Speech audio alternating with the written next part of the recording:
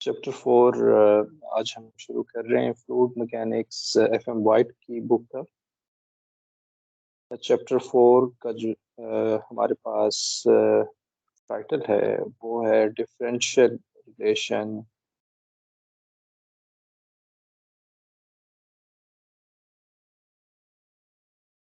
For fluid flow. इसका मतलब ये है कि हम यहाँ पर डिफरेंशियल इक्वेशन पढ़ रहे होंगे।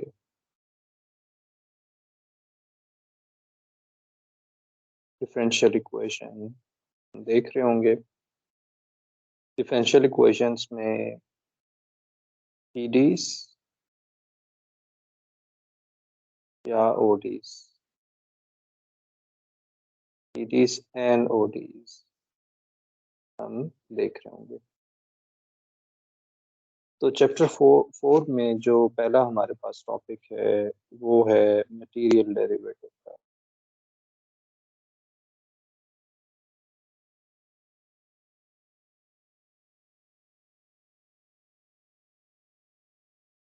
सपोज कि हमारे पास एक वेलोसिटी फील्ड है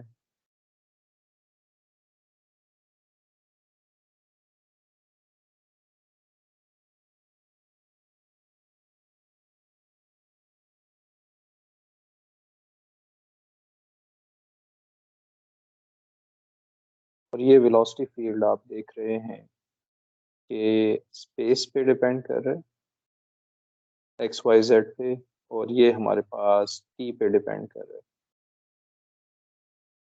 जब आपने कैलकुलस का कोर्स पढ़ा होगा, सिंगल वेरिएबल कैलकुलस में तो वेलोसिटी वगैरह नहीं है।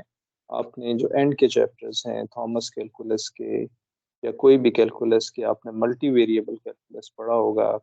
आपको याद होगा कि हम लिखा करते थे R is equal to XI plus YJ plus ZK, और यहाँ पर जब हम डेरिवेटिव लेंगे dR/dt तो हमें ये वेलोसिटी मिल रही होती थी dx/dt I dy/dt j plus dz/dt k unit vector.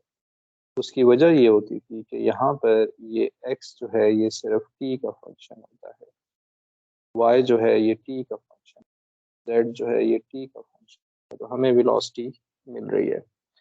अब यहाँ पर अगर आप जब इस वेलोसिटी को लिखा करते थे तो आपको याद है कि आप लिखते थे u is a function of ti, v is a function of tj and w is a function of tk। यानी कि जब कैलकुलस में आप वेलोसिटी फील्ड देखते हैं या वेलोसिटी देखते हैं, वेलोसिटी वेक्टर देखते हैं, तो यहाँ पर u फंक्शन सिर्फ t का होता है, क्योंकि यहाँ पर आप लेग्रांजियन मैकेनिक्स पढ़ रहे होते हैं। लेग्रांजियन मैकेनिक्स पढ़ रहे होते हैं।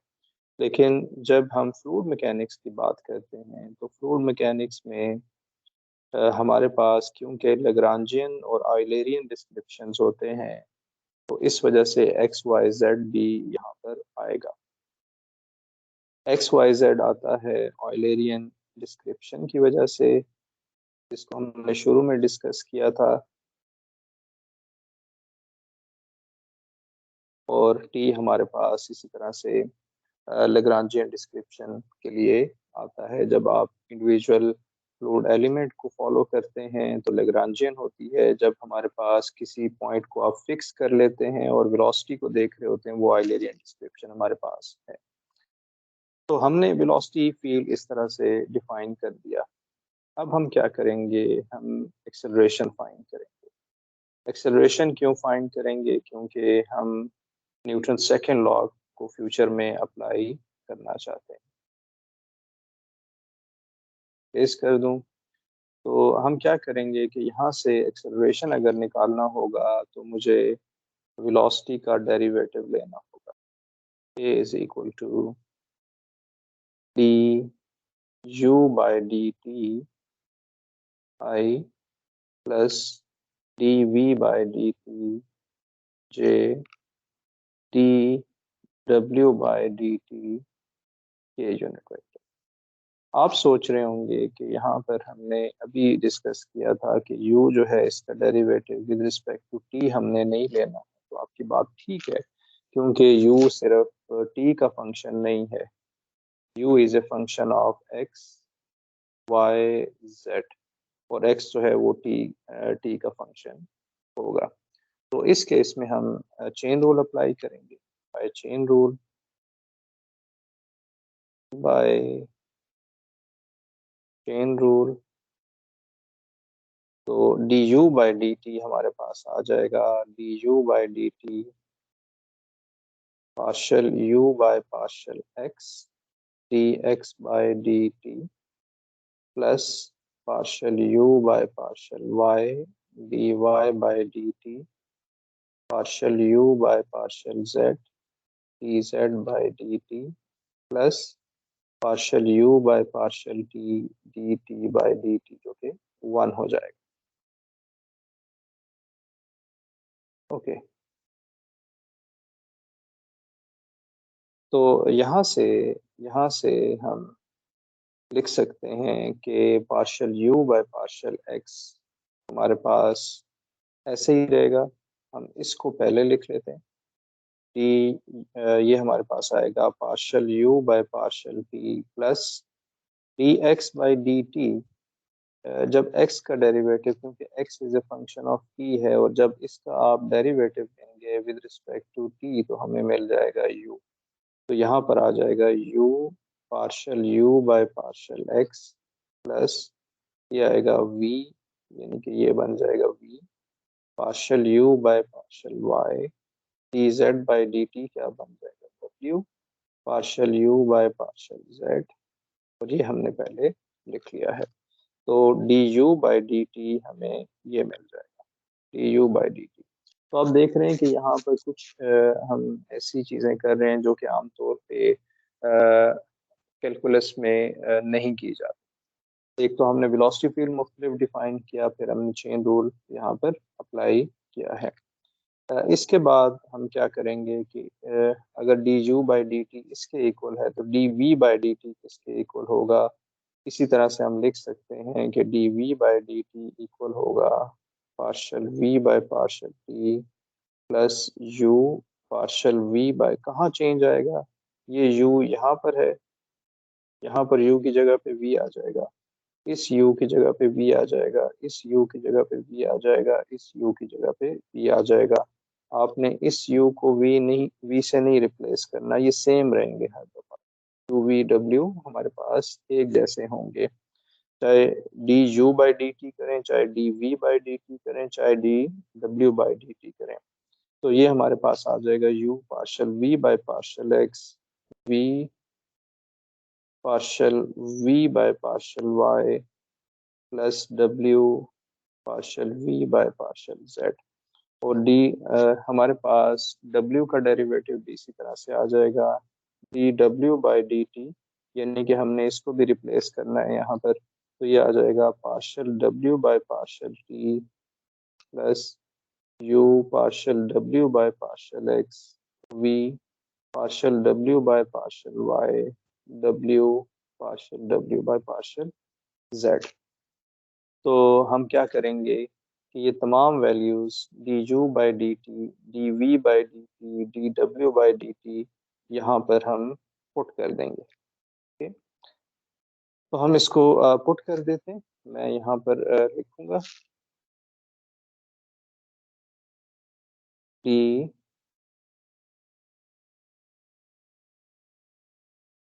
डी यू बाई डी, हमें हमें क्या लिखना था, हमें लिखना था acceleration D we by D T, ये हमने लिखना था। मैं दोबारा यहाँ पर लिख देता हूँ। हमारे पास आएगा d you by D T I plus D we by D T j plus d W by D T के यूनिट वेक्टर। इस d you by D t की जगह पे जो अभी हमने इसका आंसर निकाला था वो था partial you by partial T plus you partial you by partial x plus v partial you by partial y plus डब्ल्यू partial you by partial z, ये आ जाएगा आई यूनिट प्लस और यहाँ पर आ जाएगा partial v by partial t plus u partial v by partial x plus v partial v by partial y plus w partial v by partial z j unit vector. जो third term आएगी D W by D T, वो आप देख लेंगे, वो आएगी हमारे पास partial w by partial t u partial w by partial x v partial w by partial y plus w partial w by partial z k unit vector.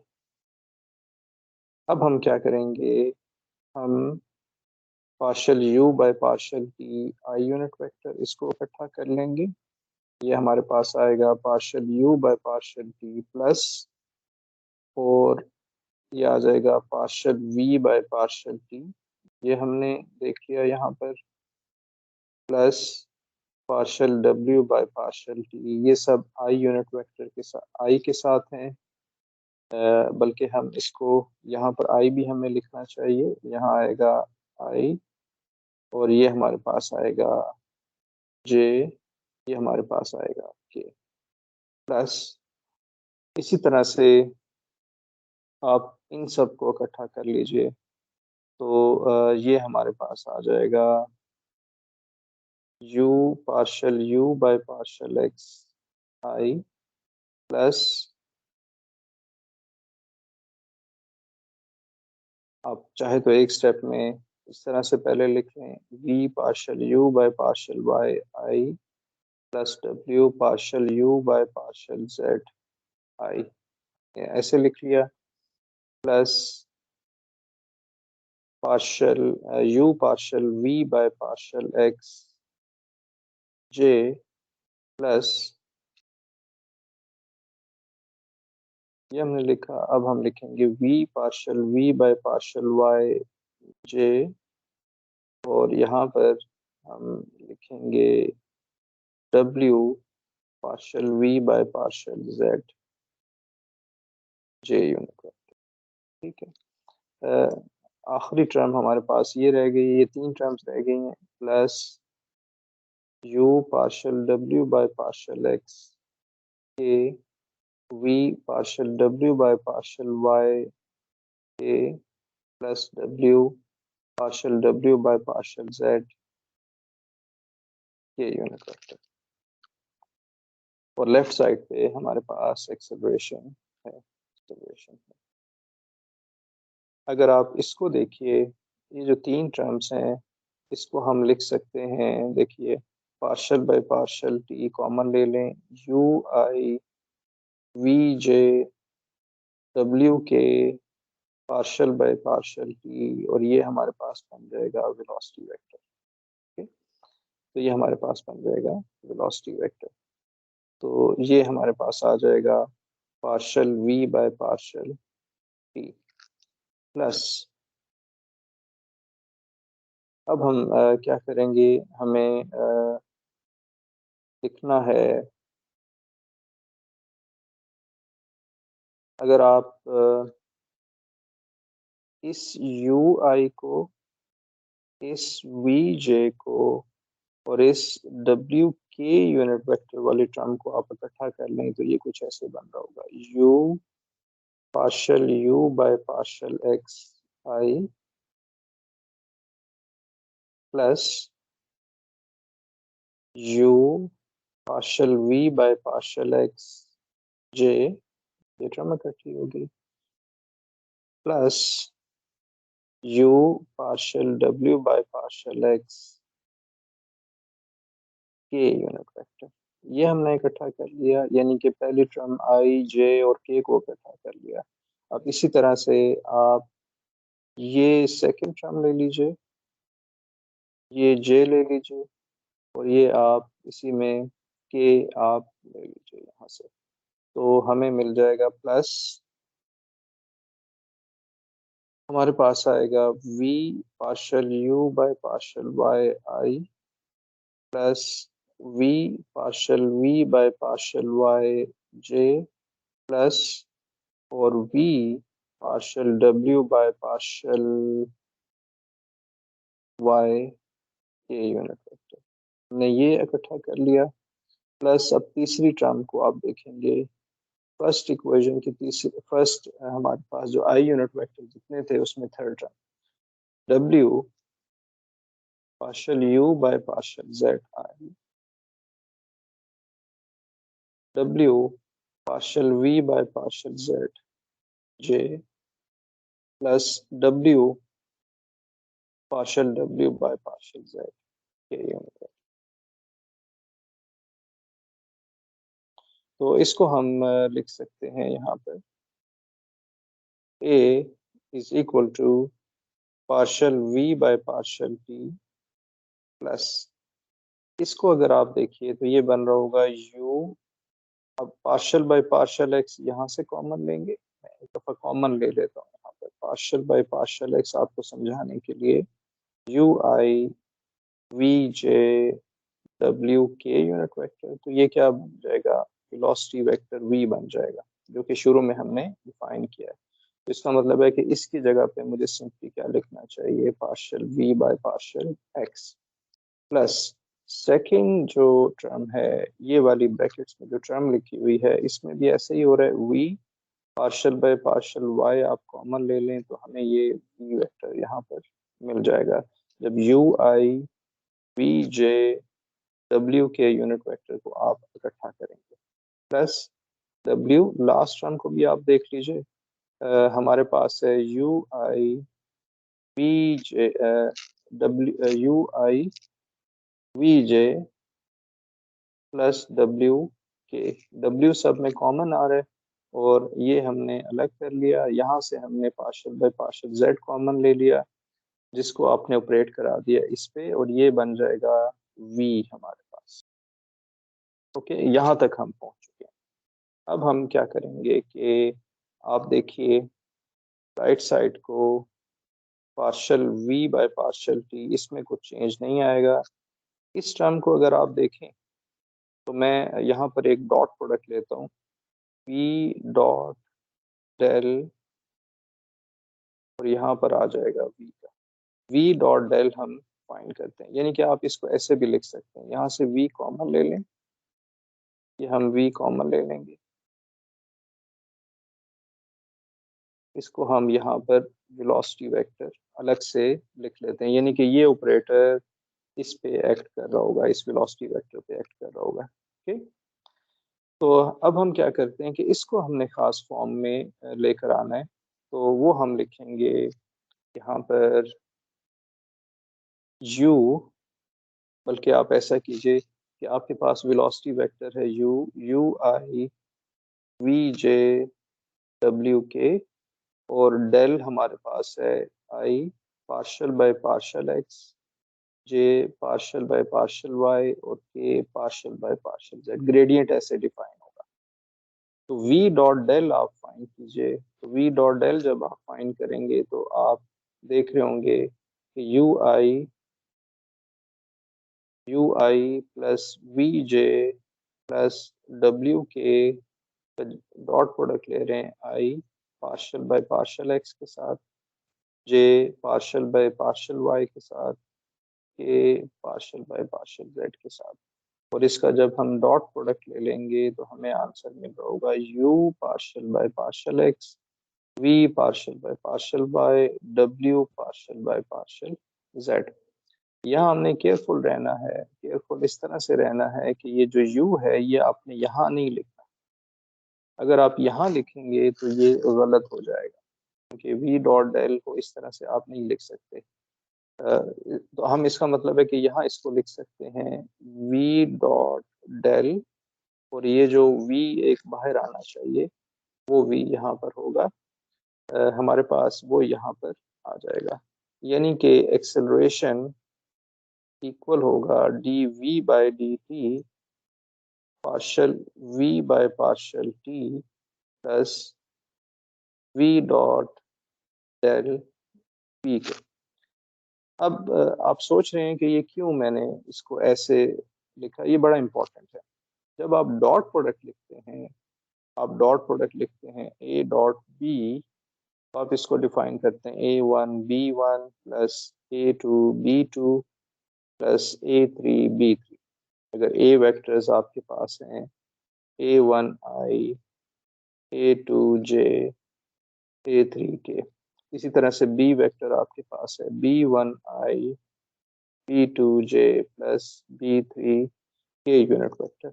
तो जब आप इसका ये नंबर्स होते हैं, इसको स्विच कर सकते हैं, B1 A1 B2 A2 B3 A3, इसका ऑर्डर आप रिवर्स कर सकते हैं, तो ये बन जाता है B डॉट ए।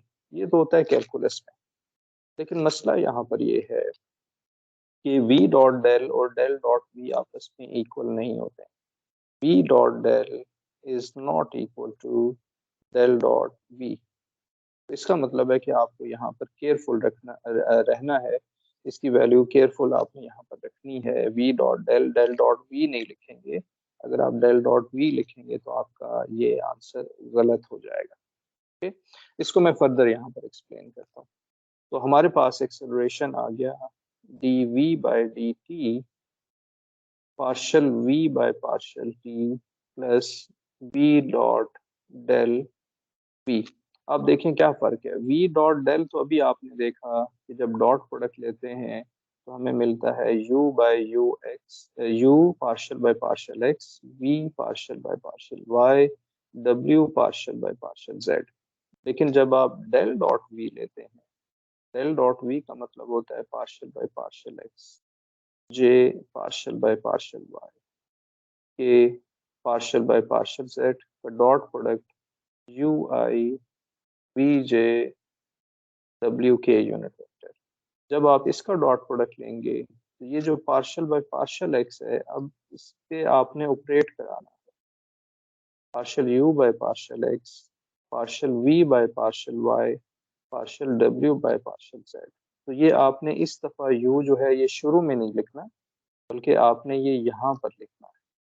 ओके, क्योंकि ये ऑपरेटर है, तो ये डॉट जब पार्शियल बाय पार्शियल एक्स का डॉट प्रोडक्ट आएगा यू के साथ, तो partial you by partial x बन रहा होगा। तो आप देख रहे हैं कि जो वी डॉट डेल है वो ऐसे डिफाइन होता है, ऐसे आ जाएगा, लेकिन जो डेल डॉट वी है वो ऐसे आ जाएगा।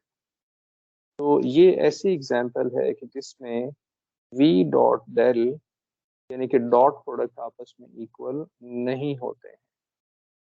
V dot del is not equal to del dot V। लेकिन कैलकुलस में आपने सीखा है कि A dot B dot A के इक्वल होता है। वो तब होता है जब दो वेक्टर्स हों, और दो वेक्टर्स ऐसे हों जिनमें एक ऑपरेटर ना हो। यहाँ पर अगर ऑपरेटर होगा तो ये आपस में इक्वल नहीं होते। तो हमने एक्सेलरेशन निकाल ली है, ये हमने क्वांटिटी निकाल ली है। यहाँ पर आप देख रहे हैं कि फ्लूइड मैकेनिक्स में ये एक एक्स्ट्रा टर्म हमारे पास आ रही है। कैलकुलस में या फ्लूइड मैकेनिक्स के अलावा आप जब भी डेरिवेटिव लेते हैं तो ये एक्स्ट्रा टर्म नहीं आती है। यहाँ से अगर हम v को ख़त्म कर दें तो ये बनेगा d/dt partial by partial t plus v dot del. ये कहलाता है मटीरियल डेरिवेटिव। फ्लूइड मैकेनिक्स में हम इसे कहते हैं मटीरियल डेरिवेटिव। मटीरियल डेरिवेटिव, इस मटीरियल डेरिवेटिव में जो पहली टर्म है ये कहलाती है लोकल टर्म, और ये जो सेकंड टर्म है ये कहलाती है कन्वेक्टिव टर्म। इस मटेरियल डेरिवेटिव का एक और भी नोटेशन है, वो ये है कि आप इसे ऐसे भी लिख सकते हैं d/dt। तो ये मटेरियल डेरिवेटिव है। आपके टीचर अगर आपको कहें कि आप मटेरियल डेरिवेटिव लिखिए, तो आपने ये डेफिनेशन को रिपीट करना होगा। जैसा कि मैं बार बार इसको बता रहा हूँ कि हम जो है कैलकुलस में d/dt इस तरह से लिखते हैं du/dt, लेकिन फ्लूइड मैकेनिक्स में ये du/dt सिंगल टर्म नहीं होती है, बल्कि ये इक्वल होता है पार्शल u/पार्शल t v dot del u। तो ये इसके इक्वल होगा। अब फॉर एग्जांपल आपको ऐसा लिखा हुआ कहीं पे मिले डी रो बाय डी टी, तो इसका मतलब होगा कि आपने हर जगह पे यहाँ पर यहाँ रो लगाना है, यहाँ रो लगाना है, तो ये बन जाएगा partial rho by partial t v dot del rho. अब अगर आपको कहा जाता है कि डी डब्ल्यू बाय डी टी, या आप कह लें कि d p by D t, यानी कि प्रेशर का मटेरियल डेरिवेटिव लें, तो आपने सिंपली ये जो मटेरियल डेरिवेटिव की डेफिनेशन है, यहाँ पर आपने इस जगह पे प्रेशर लिखना होगा plus V dot del pressure आ जाएगा। तो ये एक बड़ी इंपॉर्टेंट डेफिनेशन है जो कि फ्लूइड मैकेनिक्स में होती है मटेरियल डेरिवेटिव की। इसमें एक लोकल टर्म होती है और एक कन्वेक्टर टर्म होती है, जो कि दूसरे सब्जेक्ट जैसे कैलकुलस वगैरह में ये टर्म नहीं होती। तो आज हमने ये मटेरियल डेरिवेटिव डिफाइन किया है। Thank you for watching.